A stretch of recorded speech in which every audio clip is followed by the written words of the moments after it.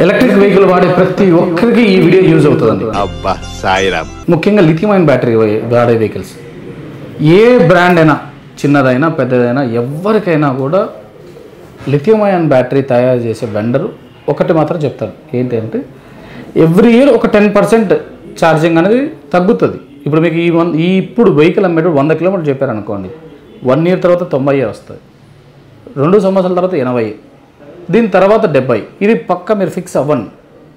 ఎందుకంటే ఈవెన్ మనం ఒక ఫోన్ వాడతాం, అంటే చాలామంది ఎక్కడ పొరపాటు పడుతుంటారంటే మన ఫోన్ కొంటాం కదండి. మీరు బాగా ఆలోచన చేయండి, ఒక 1 ఇయర్ దాన్ని తాడిన తర్వాత ఖచ్చితంగా బ్యాకప్ తగ్గుతుంది.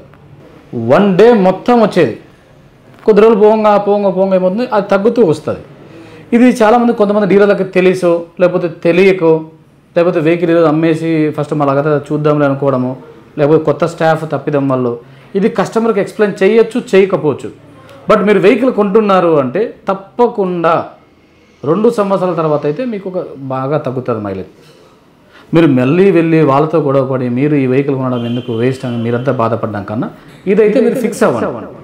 ఏ బ్రాండ్ వెహికల్ అయినా లిథియం అయన్ బ్యాటరీ అంటే ఇది కామన్ అండి. ఒక వెహికలే కాదు, ఈవెన్ మీరు మొబైల్ తీసుకోండి, ఇంకేదైనా తీసుకోండి, పోను కొంచెం తగ్గుతుంది.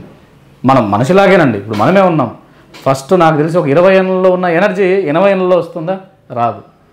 సో ఆ రోజు ఏమైపోతుందంటే చిన్న వాళ్ళు దాన్ని ఏదో కొంచెం ఇబ్బంది పడి ఇటుపడి కొంతమంది గొడవలు పడతాము, కొంతమంది షోరూమ్ క్లోజ్ చేసి వెళ్ళిపోవడము, కొంతమంది డీలర్లు తెలియక ఇబ్బంది పడ్డాము, ఇవన్నీ జరుగుతూ ఉంటాయి.